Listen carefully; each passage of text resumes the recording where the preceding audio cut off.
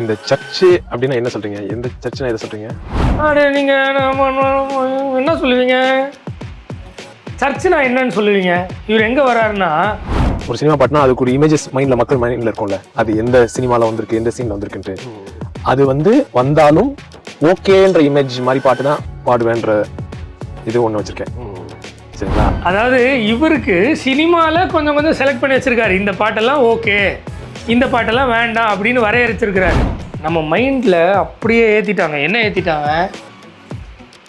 அவங்களுக்கு எந்த பாட்டில் goose bumps வருதோ அதெல்லாம் ப்ரெசன்ஸ் ஃபீல்டு, இல்லாததெல்லாம் இல்லை. இப்போ இந்த டீமுக்கு இந்த பாடல்கள்லாம் பாடும்போது கூஸ் பம்ப்ஸ் வருதுங்க, ஆண்டவர் தான் நினச்சி பாடுறாங்க. கிறிஸ்தவர்கள் சினிமா பார்க்கலாமா? பயங்கர ஹாட் டாப்பிக்காக போயிட்டுருக்கு. அதில் வேறு நம்ம தாஸ் பெஞ்சமின் ஐயா மன்னிப்பு கேட்டு வீடியோ எடுத்து போட்டிருக்காரு. அதையும் அந்த நம்பர் போட்டு அதுக்கு காரணம் என்ன அப்படின்லாம் பேசியிருக்காரு. அதெல்லாம் நம்ம தனியாக பார்ப்போம். அதுக்கு சம்மந்தமாக வேறு ஒன்று மாட்டுச்சு, அந்த இது வீடியோவில் பார்க்கலாம் வாங்க.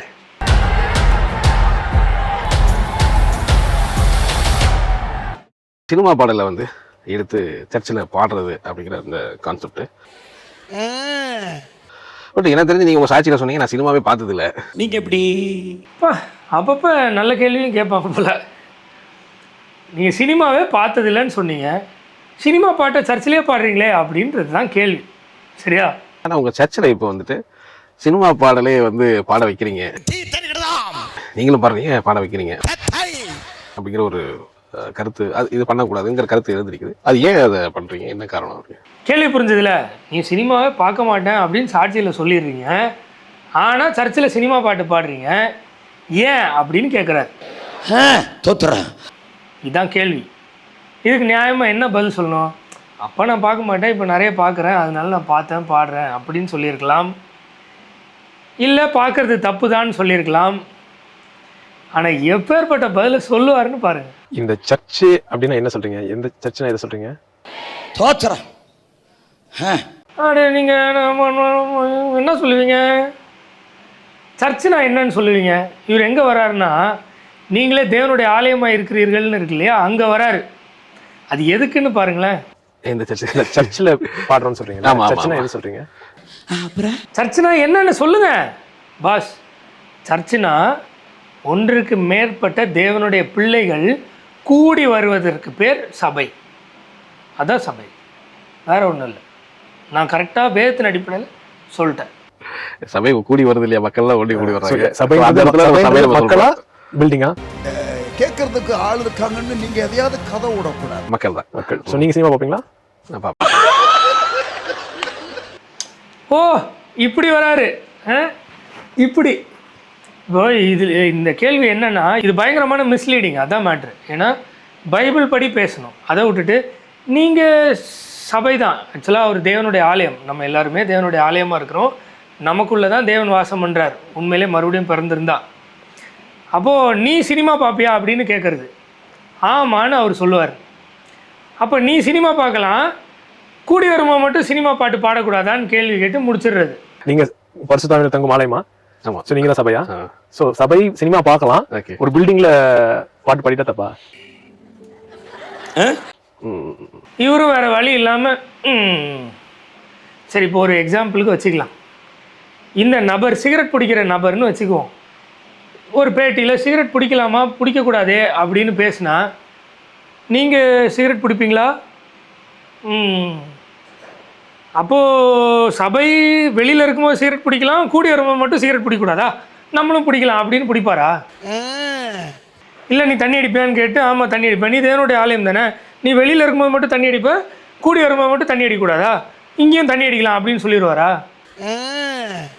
அப்போது இன்டர்வியூ எடுக்கிறவர் தான் ஸ்டாண்டர்ட்ஸா? அவர் தான் ஸ்டாண்டர்ட் செட் பண்ணுமா? அவர் என்னென்ன பண்ணுவாரோ அதெல்லாம் வேலிடு, என்னெல்லாம் பண்ண மாட்டாரோ அதெல்லாம் இன்வேலிட் அப்படி சொல்லிடலாமா? இது எந்த பைபிள் எழுதிருக்குன்னு தெரியல. ஸோ இன்னைக்கு நீ சினிமா பார்க்க மாட்டேங்குது. நான் பாடினது இந்த ரத்தமார் என்ற ஒரு பாட்டு பாடணும். ஆமா ஆமா, அது ஜெயிலர் படம் நான் பார்க்கல, இன்ன வரைக்கும் பார்க்கல. என்ன தெரியாத அவனை பத்தி. அப்போ கூட தலைவர் சினிமாவே நான் பார்க்க மாட்டேன், பார்க்கக்கூடாதுன்னு சொல்லல. ஜெயிலர் படம் நான் பார்க்கல, இப்போ வரைக்கும் பார்க்கல. வேற நிறைய படம் பார்த்துருப்போம். நிறைய பேர் பாட்டு எழுதுறாங்க காஸ்பல்ல, ஆனா அங்கங்க பிசிறு தட்டும் தியாலஜிக்கலா. சரிங்களா? கரெக்டா இருக்காது எல்லா வேர்ட்ஸும். ஆனா அந்த ஒரு பாட்டுல தியாலஜிக்கலா பிசரே தட்டாது. பொல்லாத ஆவி. இப்போ மக்கள் இதை பார்க்குறவங்க கொஞ்சமாவது யோசிக்கணும். பாடல்களில் எந்த வித்தியாசமும் இல்லைன்னு நான் சொல்கிறேன். அது இங்கே நிரூபணம் ஆகுது பார்த்தீங்களா?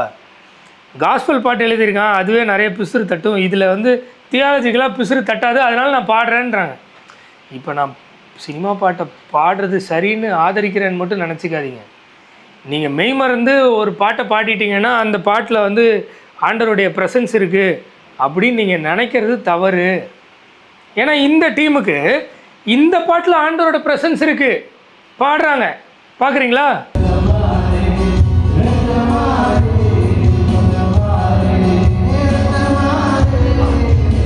பார்த்தீங்களா? இப்போ இந்த பாட்டு இந்த பர்டிகுலர் டீமுக்கு மற்ற காஸ்பல் சாங்ஸை விட பயங்கர ப்ரெசன்ஸ் ஃபீல்டாக இருக்குது. பிசுரே தட்டலை தியாலஜிக்கலாக. இப்போ இதுக்கு என்ன சொல்லுவீங்க? என்ன பொறுத்தளவுக்கு சில சில ஃப்ரேம் ஒர்க் வச்சிருக்கேன். இப்போ ஒரு சினிமா பாட்டுனா அதுக்கு ஒரு இமேஜஸ் மைண்ட்ல மக்கள் மைண்ட்ல இருக்கும்ல, அது எந்த சினிமால வந்திருக்கு எந்த சீன்ல வந்திருக்குன்ட்டு, அது வந்து வந்தாலும் ஓகேன்ற இமேஜ் மாதிரி பாட்டு தான் பாடுவேன்ற இது ஒன்று வச்சிருக்கேன். சரிங்களா? அதாவது இவருக்கு சினிமாவில் கொஞ்சம் கொஞ்சம் செலக்ட் பண்ணி வச்சிருக்காரு. இந்த பாட்டெல்லாம் ஓகே, இந்த பாட்டெல்லாம் வேண்டாம் அப்படின்னு வரையறுச்சிருக்கிறாரு. எதன் அடிப்படையிலன்னா அவரே சொல்லுவார். அதனால ஐட்டம் நம்பர்ஸ் அந்த மாதிரி காரியங்கள் வந்து நான் பண்றது இல்லை. ஏன்னா அதுக்கு ஒரு இமேஜ் போட்டிருக்கு ஏற்கனவே. நீங்க எப்படி பாப்பீங்களோ? அதாவது ஒரு சில பாடல்கள் ஐட்டம் சாங்லாம் இருக்கு இல்லையா, அது அந்த பாட்டு பாடும்போதே நமக்கு வந்து அந்த இமேஜ் தான் மைண்டில் வரும். அப்படிப்பட்ட பாட்டெல்லாம் நான் பாடுறதில்ல அப்படின்னு இவர் ஒரு கிளாசிஃபிகேஷனில் வச்சுருக்காரு. ஆனால் இவருக்கு அண்ணன் ஒருத்தர் இருக்கார், அவர் ஐட்டம் சாங்கையும் பாடுவார். பாருங்க. அதனால எல்லாரும் ஜோர அவர் கை தட்டு கூட. சொர்க்கம் மண்ணில் வரும், சொந்தம் கண்ணில் வரும், தோத்திரம் அதில் நீயே சென்றாகவே, அங்கு நான் நான் வந்தாகவே.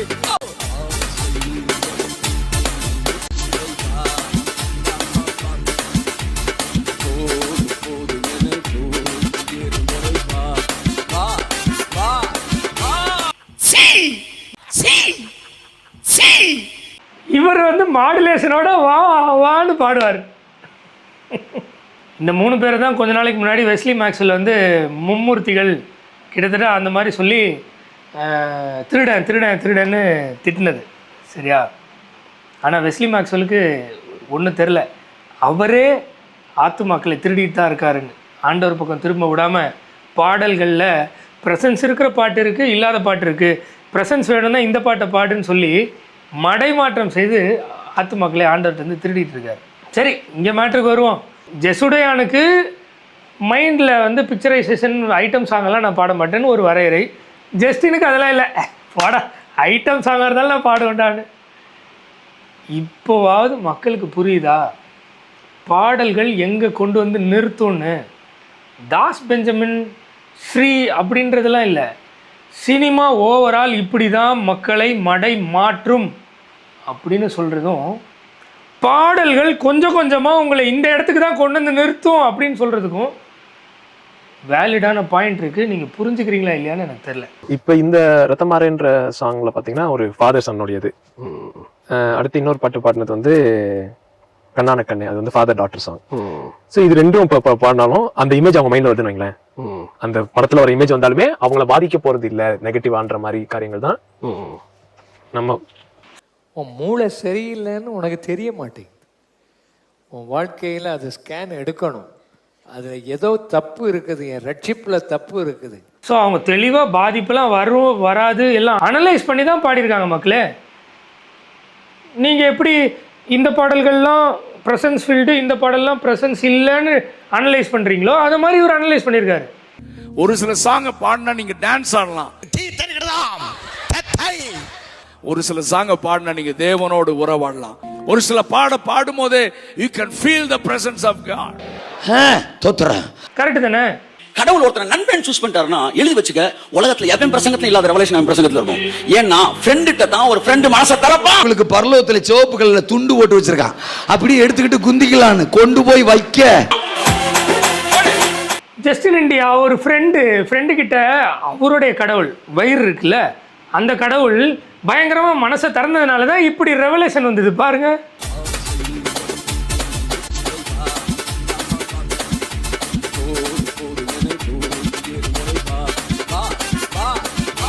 தோச்சா சீக்கிரம் வந்துரு வந்துரு, இல்லைன்னா வயிறு வெடிச்சிரும்.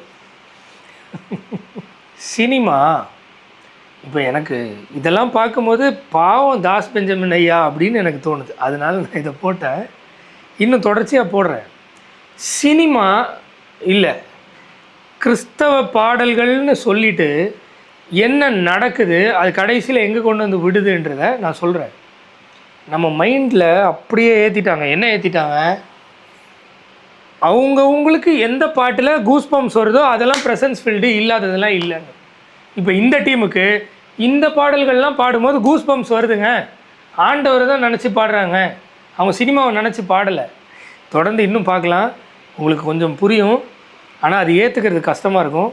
போக போக ஆண்டவருக்கு சித்தமானால் மனக்கண்கள் நிறைய பேருக்கு திறக்கப்படும்.